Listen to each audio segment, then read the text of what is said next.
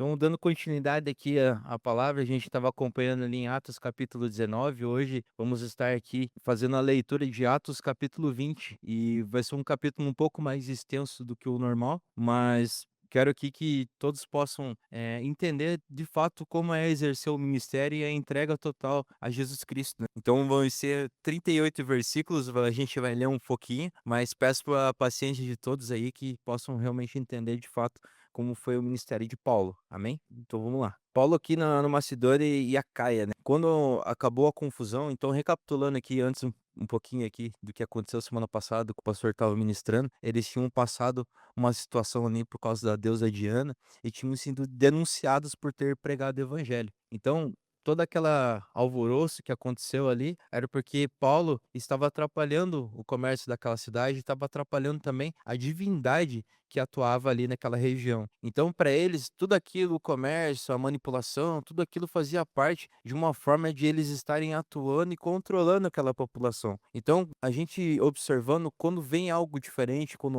vem algo novo, principalmente da parte do Senhor, infelizmente, muitos se incomodam e muitos vêm querer afrontar aquilo que está sendo pregado.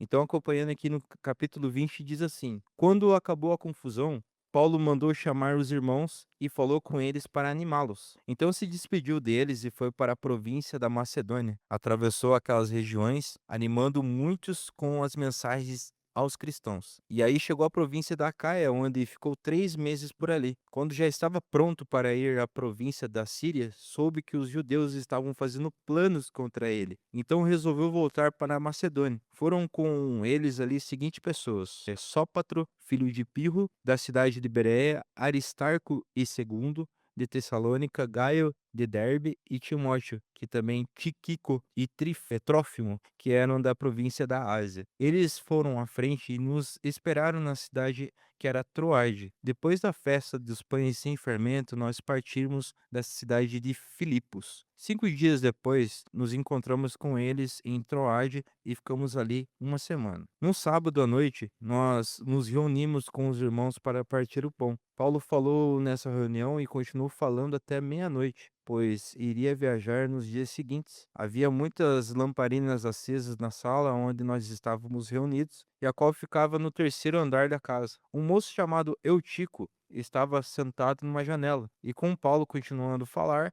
durante muito tempo, o sono dominou o moço e, de forma repentina, ele dormiu e caiu da janela. Quando o levantaram, estava morto. Então Paulo desceu, abaixou-se, abraçou o moço e disse: Não se assustem, pois ele está vivo. Em seguida, Paulo subiu de novo, partiu e comeu o pão, falou ainda muito tempo até amanhã, e depois foram embora e ali levaram o moço vivo para a casa dele, e isso os deixou muito animados. Mais à frente aqui acompanhando de Troade a Mileto, nós fomos na frente e embarcamos no navio que nos levou até o porto de Assos. Assim deveríamos esperar Paulo e ele nos mandou que fizéssemos isso, porque queria ir por terra até lá. Quando ele nos encontrou a nós recebemos no navio e seguimos viagem até a cidade de Mitilene. Então partimos dali e no dia seguinte passamos perto da ilha de Quios. No outro dia já estávamos na ilha de Samos e um dia depois chegamos ao porto de Mileto. Paulo tinha resolvido parar na cidade, em Éfeso, para ficar muito tempo na província da Ásia. E ele estava com pressa porque queria chegar em Jerusalém, se possível, do dia de Pentecostes. Em Mileto, Paulo mandou chamar os presbíteros da igreja de Éfeso para que se encontrasse com ele. Quando eles chegaram, Paulo disse: Você sabe como que foi que passei os dias e tivemos esse tempo, desde o primeiro dia em que cheguei aqui na província da Ásia, fiz o meu trabalho como servo do Senhor, com toda a humildade e com lágrimas. E isso apesar dos tempos difíceis que tive por causa dos judeus que se juntavam contra mim. Vocês também sabem que fiz tudo isso para ajudar vocês, anunciando o evangelho e ensinando publicamente nas casas. Eu disse com firmeza aos judeus e aos não-judeus que eles deveriam se arrepender de seus pecados, voltar para Deus e crer no Senhor Jesus. Agora eu vou para Jerusalém, obedecendo ao Espírito Santo sem saber o que vai me acontecer por lá. Sei somente que todas as cidades, o Espírito Santo tem me avisado que prisões e sofrimentos estão me esperando. Mas eu não dou valor à minha própria vida. O importante é que eu complete a minha missão e termine o trabalho que o Senhor Jesus Cristo me deu. E a minha missão é anunciar as boas novas da graça de Deus. E eu tenho estado entre vocês anunciando o reino de Deus, e agora eu sei que vocês não vão me ver mais. Por isso, com toda certeza, eu afirmo que hoje, que alguns de vocês, se algum de vocês se perder, eu não sou responsável, pois não deixarei de anunciar todo o plano do Senhor. Cuidem de vocês mesmos e de todo o rebanho, e o Espírito Santo entregou aos seus cuidados, como pastores da igreja de Deus, e que comprou por meio do sangue do próprio Filho. Pois eu sei que depois que eu for, aparecerão lobos ferozes no meio de vocês e não terão pena do rebanho. E chegará o tempo em que alguns de vocês contarão mentiras, procurando levar os irmãos para o outro lado. Portanto, fiquem vigilantes, lembrando que durante 3 anos, de dia e de noite, eu chorando não parei de ensinar cada um de vocês. E agora eu entrego aos cuidados de Deus e a palavra da sua graça, pois Ele ajudará vocês a progredirem espiritualmente para poder lhe dar bênçãos que guarda para todo o seu povo. Não cobicei nem prata, nem ouro, nem as roupas de ninguém, porque pelo contrário, vocês sabem que eu trabalhei com minhas próprias mãos e consegui tudo o que os meus companheiros de trabalho precisavam. Eu tenho mostrado a vocês que o trabalho é assim, que podemos ajudar os necessitados. Lembrando da palavra do Senhor Jesus Cristo que fala: é mais feliz quem dá do que o que recebe. Então, quando Paulo acabou de falar, ajoelhou-se com os irmãos, orou. Então, todos choraram muito e se abraçaram e beijaram a Paulo. Estavam tristes, especialmente porque eles tinham dito que nunca mais iriam vê-lo. Então, eles acompanharam até o navio. Fazer uma breve oração aqui para a gente iniciar. Senhor Jesus, Pai, obrigado, Senhor, por essa palavra. Obrigado, Pai, por tudo que o Senhor tem nos entregado, principalmente na questão do conhecimento. Sabemos, Pai, que temos nos aprofundado nesse livro, Pai. Temos nos aprofundado para tentar entender como o Senhor usava esses homens e mulheres de Deus, pessoas que eram dedicadas à sua obra. Os ensina, Pai, a ser cada vez mais, Senhor, realmente parecido com essas pessoas que eram usadas pelo Espírito Santo. Nos perdoa, Pai, por muitas das vezes não praticar aquilo que lemos, aquilo que oramos, aquilo que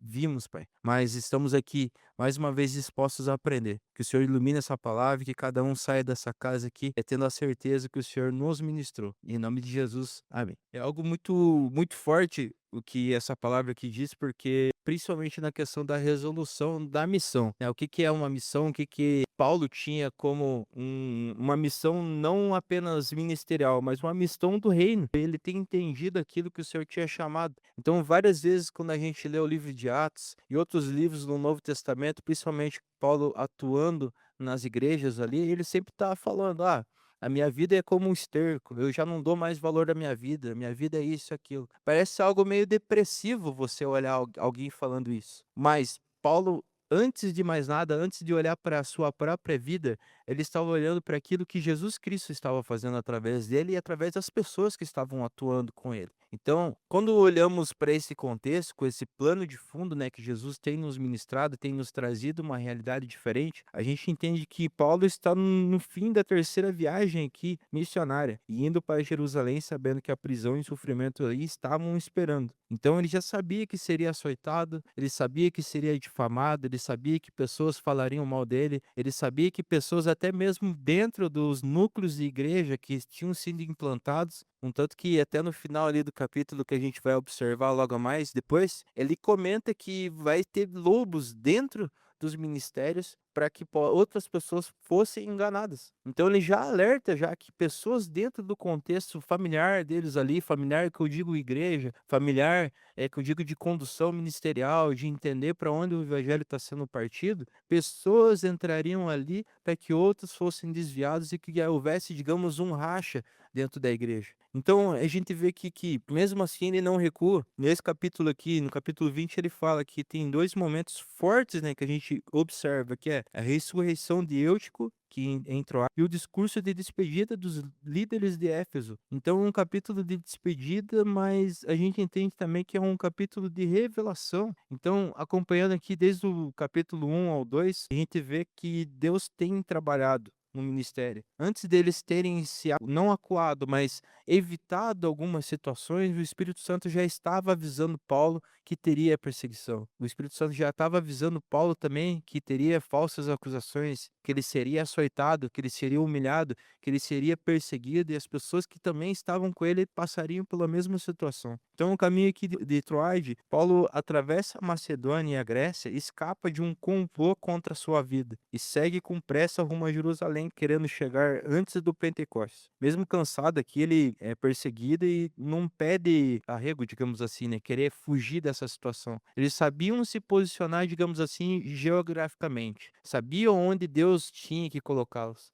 Então, para onde eles iriam era o Espírito Santo que ia indicando, sabendo que poderiam ser perseguidos, humilhados e principalmente açoitados. Então, quando a palavra nos traz essa direção, é para que a gente pudesse refletir de que forma a gente tem conduzido a palavra do Senhor para que outras pessoas conheçam. Porque o que Paulo estava fazendo aqui, ele não estava fazendo por ele estava fazendo pela igreja, ele estava fazendo por Cristo. Então, o amor de Paulo vem numa escala que ele amava a Deus acima de todas as coisas e amava o próximo como a ti mesmo. Então ele estava cumprindo 2 mandamentos automaticamente. Então ele já não estava dando importância mais para sua própria vida. Ele estava entendendo que Jesus Cristo estava trabalhando em sua vida de uma forma que ele estava levantando outros líderes, outras pessoas a entenderem. O ministério do Senhor é amar a Deus como a ti mesmo e amar ao próximo. E então assim entender que realmente vale a pena se entregar ao ministério. Então aqui acontece um fato, né? Tava acontecendo um culto ali à noite, digamos assim. Se a gente for parar para um plano de fundo um pouco mais, atual, eles praticamente fizeram ali uma vigília, né. Tinha um culto à noite que se estendeu a noite toda, e principalmente daquilo que Paulo estava trazendo para aquelas pessoas, aconteceu o fato ali do rapaz cair da janela. Então cutuca o teu irmão aí do lado e fala, né: "Não durma para você não cair da janela". A gente tem uma leitura um pouco mais extensiva hoje, então vamos estar trabalhando isso. Então aqui um culto começa à noite e Paulo prega com tanta intensidade que essas reuniões passavam da meia-noite. Então um jovem chamado Eutico, vencido pelo sono, cai do terceiro andar e morre. Vocês imaginam um prédio grande e ele do terceiro andar ali numa janela, o cara estava encostado, creio que ele não estava prestando muita atenção, estava ali apenas muitas das vezes até mesmo por obrigação e acabou caindo do prédio. Aconteceu ali o fato de que de repente ele dormiu e caiu da janela. Quando levantaram, estava morto. Então Paulo desceu e abaixou-se e abraçou o moço e disse: "Não se assustem, pois ele está vivo". Então Paulo ele não entra em pânico aqui, ele confirma a vida do rapaz e volta a partir o pão na reunião. Então, tipo, foi algo assim: "Ah, deixa eu abraçar o cara aqui, tá tudo certo, vamos continuar aqui a reunião".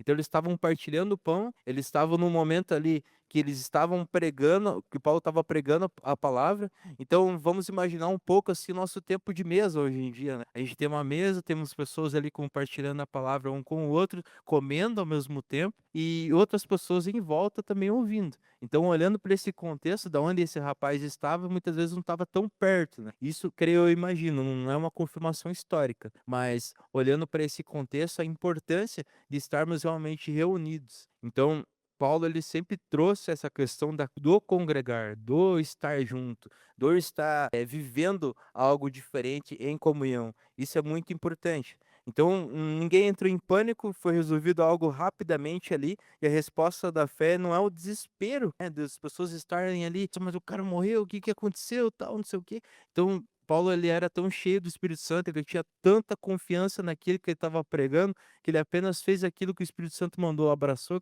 o rapaz, falou: "Ó, tá tudo bem aqui, tá tudo certo, beleza?". Continuou prosseguindo aquilo que o Senhor tinha mandado a eles a fazer. Vemos aqui que Paulo ele escolhe dizer na despedida. Paulo sabe que não verá mais aqueles líderes ali. A despedida dele foi que ele escolhe dizer no fim e revela o que realmente importava depois de tantos anos de ministério. O primeiro ele fala assim: vocês sabem como foi que eu passei todo esse tempo e estivemos juntos. Fiz o meu trabalho como servo do Senhor com toda humildade e lágrimas. Então, antes de observar que Paulo fez tantas coisas para o Senhor, ele primeiramente reconhece com humildade que ele precisava servir antes de qualquer coisa ser reconhecido. Então, o reconhecimento jamais fica à frente daquilo que o Senhor quer trabalhar, daquilo que o Senhor quer fazer. Então, é necessário que precisamos muitas das vezes se encher do Espírito Santo, se encher do conhecimento, se encher da sabedoria, mas algo que é fundamental, principalmente para você que quer ter algo diferente com Deus, para você que quer ter uma experiência diferente com o Senhor, é a humildade. E é algo que a gente aprende, principalmente na palavra, porque aquele que foi mais humilde foi Jesus Cristo. Jesus Cristo foi aquele que trouxe a transformação em meio dos povos. Jesus Cristo foi aquele que trouxe a transformação por meio das pessoas. Antes de ele achar que tinha poder, ele estava mais preocupado em servir o próximo. ele estava mais preocupado em mostrar o caminho correto. Então é bem interessante acompanharmos isso. E Paulo ele não apela para o título de autoridade, ele apela para que o testemunho visível da própria vida. Então a liderança se prova pela coerência em que se prega como se vive. Então tudo que vivemos, se nós temos a sede de mostrar o evangelho para alguém, se a gente tem essa sede de ter realmente como referência Jesus Cristo, se nós queremos que outras pessoas conheçam a Deus, se nós temos essa sede, nossa, o anseio que outras pessoas conheçam o Senhor, é algo que é fundamental, é a humildade. Se nós não tivermos humildade, tudo que nós formos construir, seja financeiramente, seja espiritualmente, seja qualquer situação, isso vai desabar um dia, porque onde não tiver humildade, não tem sabedoria, não tem condução e principalmente Deus não está no meio. Nós podemos levar muitas das vezes com um braço, com a força do nosso braço. Algumas situações, alguns anseios, alguns sonhos, algumas questões que nós olhamos e, nossa, eu preciso daquilo, meu foco é aquilo, eu necessito daquilo, mas sem humildade nós não chegamos em lugar algum. Paulo, ele é um personagem incrível, que ele mostra o quão é necessário reconhecer o seu estado atual, quanto é necessário entender o contexto onde ele foi inserido, a necessidade que as pessoas tinham de serem ouvidas. Então, assim, eu pergunto algo particular para vocês e isso também serve para mim. Quantas vezes alguém pediu ajuda e você teve a curiosidade de entender aquele problema? Aí vem aquele ditado de fora, né? Muitas das vezes que fala, ah, mas se o cara tá ferrado é porque alguma coisa errada ele fez. Mas se a gente olhar somente para o contexto mundano, a gente vai transformar alguma vida? A gente vai transformar alguma pessoa? A gente vai ter um propósito fixo, cravado no nosso coração que vale a pena servir a Jesus Cristo? Fica essa dúvida, fica essa pergunta, porque se não entendermos de fato o que é o mistério de Jesus Cristo, o que é servidão, o que é se entregar de fato, de nada adianta estarmos aqui. A questão de nós olharmos para uma congregação, para uma igreja, a mudança que a gente está fazendo, a questão teológica, o que a gente está entendendo sobre a palavra, estarmos aqui todos os domingos, mas o que temos feito para servir outras pessoas? O que temos feito e olhado para a necessidade do próximo, que é o que mais a igreja primitiva fazia, a necessidade não apenas de alimento, a necessidade não apenas financeira, mas a necessidade de se compadecer com a necessidade do próximo. Então, a dor, ela mexe com o nosso interior se nós tivermos compaixão, se nós tivermos humildade. Então, o apóstolo Paulo, ele era um cara cheio do Espírito Santo, mas ele tinha essa humildade, essa compaixão, essa necessidade de fazer as coisas do Senhor acontecerem, mas não era a base da porradaria, não era a base da cobrança apenas, porque existia também, mas a necessidade falava mais alto do conhecimento de Deus, da revelação do Espírito Santo. Então, tudo isso mexe com a gente. Tudo isso a gente vê, nossa, poxa, quantas oportunidades eu tive de falar ou de me comportar de uma forma que as pessoas sabem, ó, aquela pessoa vai na igreja, aquela pessoa vai em tal lugar e tal, e fala que é de Jesus e tal. Porque o péssimo testemunho é que muitas vezes o que mais fala ao coração das pessoas que estão afastadas ou que é aqueles que não têm a mínima curiosidade. Mas o campo de defesa delas é sempre falar: nossa, mas eu conheço um fulano de tal que ele vai na igreja e pratica isso, isso e aquilo, mas faz tudo errado. Então não tenho por que eu conhecer. Então eles jogam uma responsabilidade total sobre aqueles que não conhecem a Deus e sobre aqueles que não conhecem de fato quem é Jesus Cristo, vive de uma forma religiosa. Então, Paulo ele sempre traz nesses contextos o ensino, a passagem de bastão, a necessidade que outros também conheçam e falem, não, beleza, eu estou te explicando isso, mas a partir daqui você também precisa desenvolver outras pessoas a conhecerem o amor de Deus. O amor de Deus não pode ficar parado no teu coração ou você ficar cultivando algo ali somente para você, porque o fruto do Espírito também ele é compadecido daquilo que você ensina ao próximo, mas do outro necessitado entender o porquê aquilo está sendo pregado, entender o porquê você vive daquela forma. Então, algo que o mundo se incomoda muitas das vezes, como a gente viu no capítulo 19, é que Paulo pregava com autoridade. Paulo pregava com convicção. Paulo pregava, "Ah, acho que eu vou ofender aquela pessoa, vou ofender aquele povo ali, acho que é melhor ficar de boa aqui e tal, não sei o quê". Ele realmente ia para o confronto, ele realmente entendia que era necessário por ser uma autoridade espiritual. Nós não necessariamente precisamos ir para o confronto sempre, mas até quando muitas das vezes a gente vai ficar recuadinho, acuado, muitas das vezes as pessoas tendo autoridade para falar sobre outras religiões, sobre outras situações, e a gente vai ficar sempre quietinho ali, "Não, beleza, eu tô na igreja e tal", ok. E as pessoas não vão te conhecer verdadeiramente. As pessoas não vão ver aquilo que Jesus tem feito na sua vida. Então, é uma reflexão que a gente pensa por que Paulo era tão usado pelo Espírito Santo. Porque Paulo foi escolhido um dos maiores perseguidores da igreja, e hoje a gente vê aqui, depois de tudo que foi escrito, depois de tudo que foi traduzido, que Paulo foi uma das maiores autoridades no Novo Testamento, apenas atrás de Jesus Cristo. Então a gente vê que tudo aquilo que era implantado por ele funcionava. E por que que funcionava?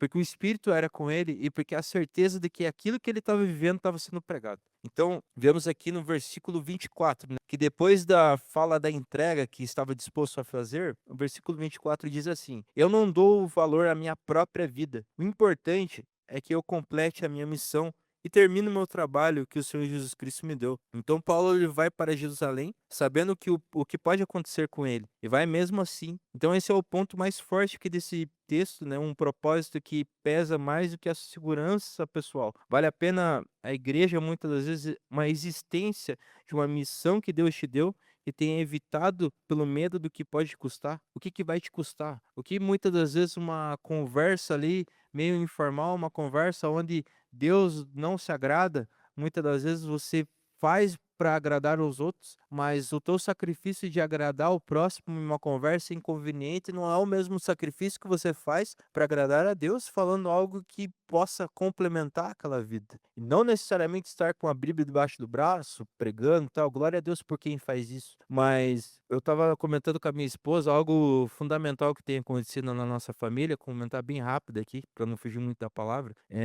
Há 2 anos nasceu gêmeas na nossa família. E, cara, a família dela é uma família abençoada, mas era cada um nas suas, cada um sempre mais tímido e tal. E eu observei, até comentei isso com a minha esposa hoje, que depois do nascimento delas, parece que a família se uniu mais por causa de um propósito específico, para que todos vissem essas crianças. E essas crianças muitas das vezes apelam para que os parentes se visitem, se tivessem, que tenham um almoço uma vez por semana, para que tenham algo diferente, para que haja uma comunhão. Então, daí eu fiquei observando isso, eu falei: "Nossa, mas Deus ele age de uma maneira diferente para que haja situações da qual ele habite naquele meio". Então, a oportunidade de se conhecer mais, a oportunidade de falar algo diferente para que as pessoas realmente conheçam você, conheçam a sua família, conheçam de alguma forma a tua personalidade, quem é de fato, o Christian, por exemplo, quem é de fato aquela pessoa que está ali almoçando comigo, será que ele realmente só fala, só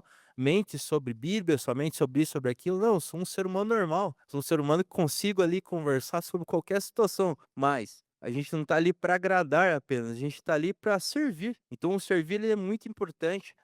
Todas as oportunidades que nós temos de servir, a gente precisa servir. Nós não vamos chamados a ser servidos, mas fomos chamados a servir o próximo. Então é algo muito impressionante que acontece, porque temos situações que passam despercebido. Jesus coloca uma semente, Jesus coloca uma oportunidade na sua vida, Jesus coloca uma situação, mas muitas das vezes passa despercebido, tipo: "Ah, é só mais um almoço. Ah, mas é só mais uma oportunidade. Ah, mas é só mais um tempo de mesa. Ah, mas é somente mais um culto. Ah, mas é somente mais um encontro lá do pessoal de moto lá. É só mais um evangelismo". Toda vez que a gente leva as coisas, assim, essas oportunidades que a gente tem de qualquer forma, fica mais difícil o agir de Deus acontecer em nossas vidas. Fica mais difícil o agir de Deus acontecer na vida das pessoas, porque a gente não se deixa ser mais um instrumento, a gente se deixa se levar pela situação. Então, não conhecemos mais de fato como Jesus vai agir naquela vida. Muitas das vezes a semente, a oportunidade, ela é semeada, e é isso que Paulo está dizendo aqui, que ele entregou a vida dele por inteiro, por completo, para que outros conhecessem de fato quem é Jesus Cristo. Então, no versículo 29, ele diz assim: "Depois que eu for, aparecerão lobos ferozes no meio de vocês. Alguns de vocês contarão mentiras, procurando levá-los, irmãos, para o outro lado". Então aqui ele está alertando para a vigilância espiritual, não é um pessimismo, é um cuidado. A igreja precisa de discernimento e de identificação, ensino distorcido, divisão disfarçada, novidade, fofoca, maledicência e fechar um valor prático, vivido não apenas com uma pregação de domingo a domingo. Então, tudo que nós compartilhamos de fato, o que eu tenho falado, o que alguém tem dito, tem complementado de fato a vida dos irmãos. Toda vez que a gente chega aqui para servir alguém, será que de fato a gente está com o coração aberto? Será que de fato a gente tenha isso na nossa mente? É somente mais uma escala, é somente mais uma situação, é mais um domingo porque eu tenho que fazer, porque eu tenho que ir? Então, olhando para a situação que Paulo trouxe aqui, de fato ele não estava nem aí para o conforto dele mais. Esses caras não estavam nem aí se eles iam passar fome, se eles iriam ser perseguidos, se eles seriam difamados, se eles iriam perder tudo, porque para eles já não restava mais nada, eles já estavam inteiramente para o ministério. Então, toda a acusação, toda a situação que acontecia naquele meio ali, era para a glória de Deus. Então, a gente muitas das vezes é confrontado, mas esperando sempre algo bom acontecer. A gente sempre espera, porque a bênção do Senhor vem, porque a glória do Senhor vem, porque o avivamento, porque isso, porque aquilo. Glória a Deus, mas para que Deus nos aperfeiçoe não apenas como cristãos mimados, precisamos entender que Ele vai nos moldar nas situações difíceis. Ele vai nos moldar nas situações da qual Ele vai realmente girar essa chave e te mostrar. Realmente vamos ser perseguidos, vamos ser difamados, vamos ser desviados do caminho. Ok, a gente vai pecar, a gente vai errar, mas nada disso é uma desculpa para continuarmos no erro. Nada disso é uma desculpa para dizer que terceirizar, mas a culpa é do pastor,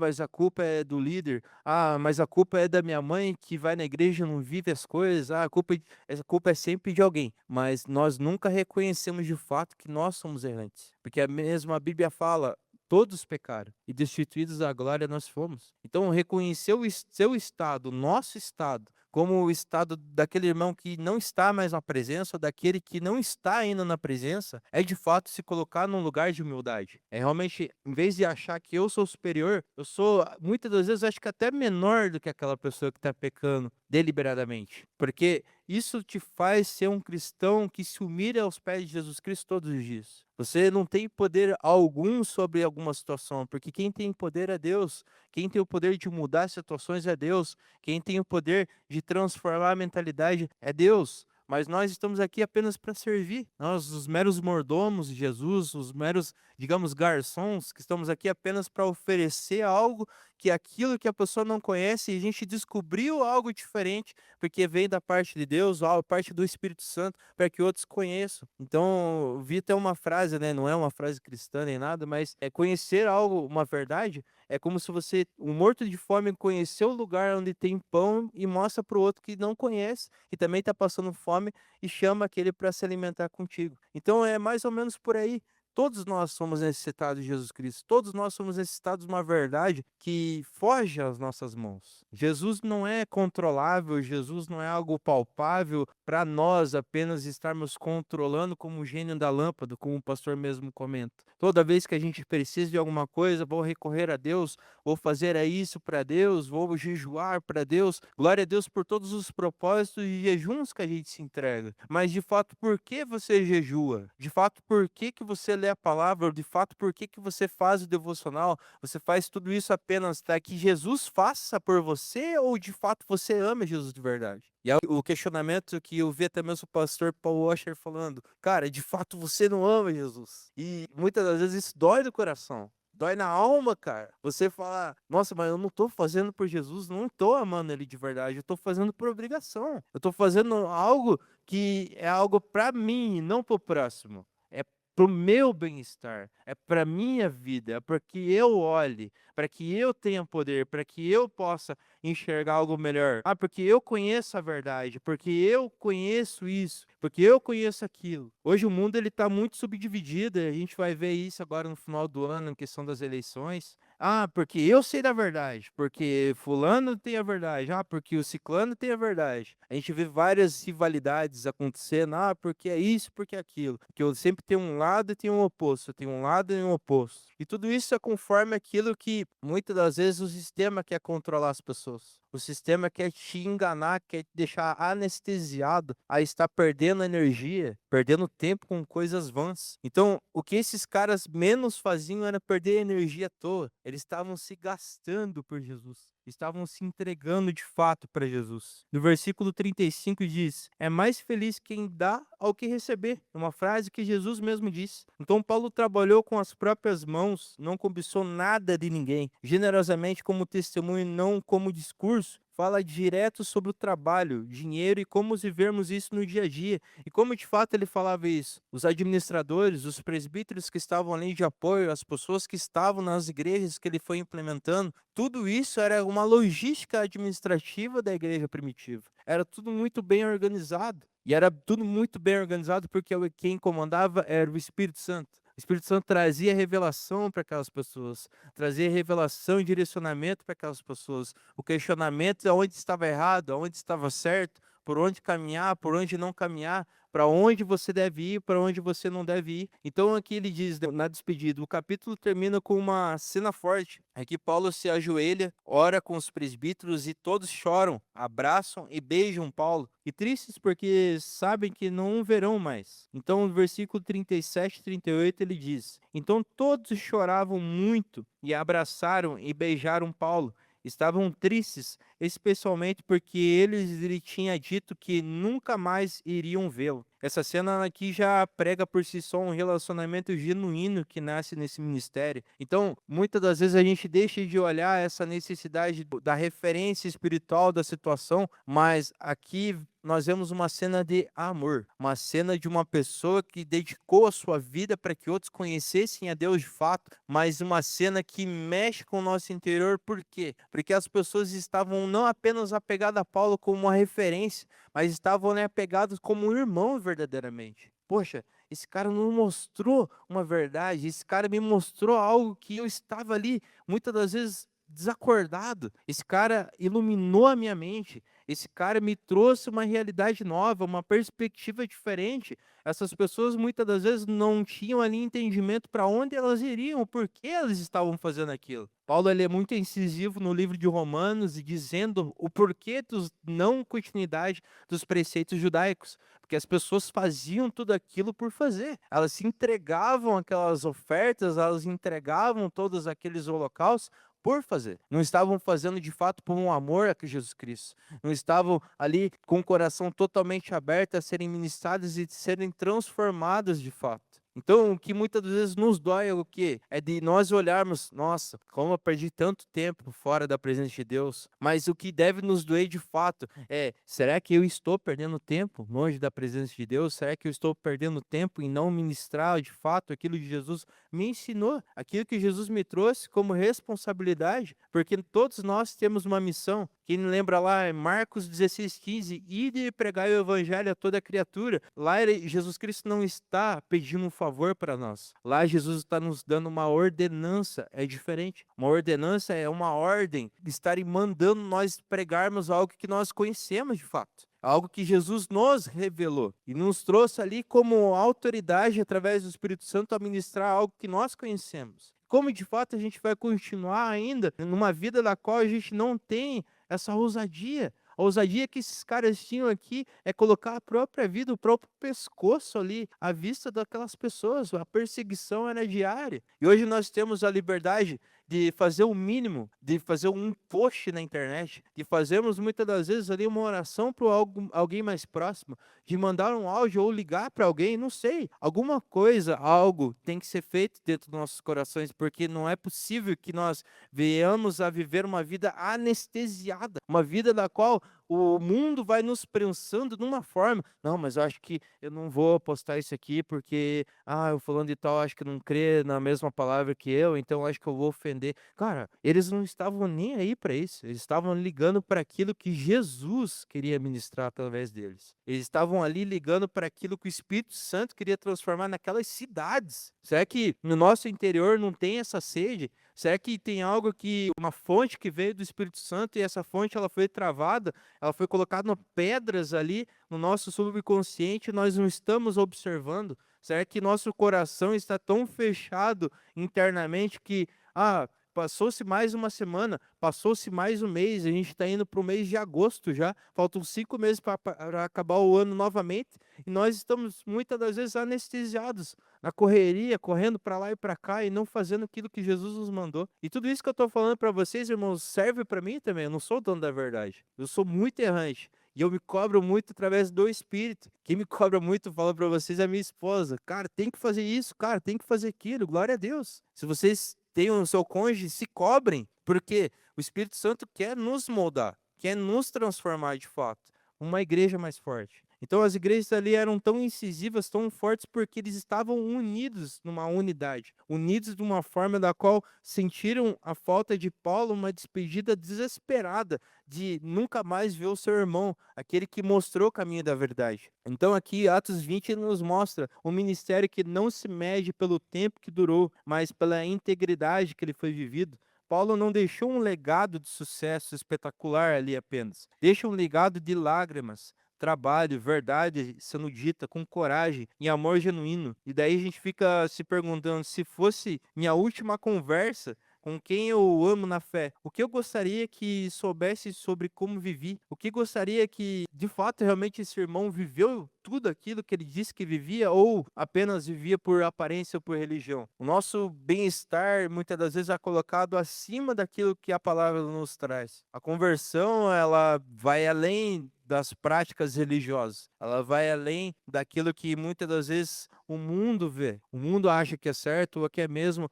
dentro da congregação. Então, é uma observação que nós precisamos fazer. Por que esses casos eram tão fortes espiritualmente? Por que será que Deus movia tanto através daquelas igrejas? Isso não é um confronto para a igreja apenas, é para todos nós. É um confronto que nós olharmos para essa direção, para esse direcionamento, por que Jesus agia tanto naquele meio, por que Jesus não age tanto hoje? Porque nós muitas das vezes travamos o caminho, nós não se deixamos ser levados pelo Espírito Santo a fazer coisas básicas. Então, como que a gente vai se deixar de ser usado por Deus se nem no básico a gente honra Jesus? Se nem no básico uma oração, uma intercessão, muitas das vezes, uma oração de lembrar o nome de alguém numa oração de manhã, nós não fazemos. Então, fica muito difícil o Espírito Santo agir de uma forma um pouco mais incisiva se nós não entregamos de fato o caminho a Jesus Cristo. Então, finalizando aqui, eu quero somente reforçar essa parte que a oração ela é fundamental, a leitura da palavra ela é fundamental,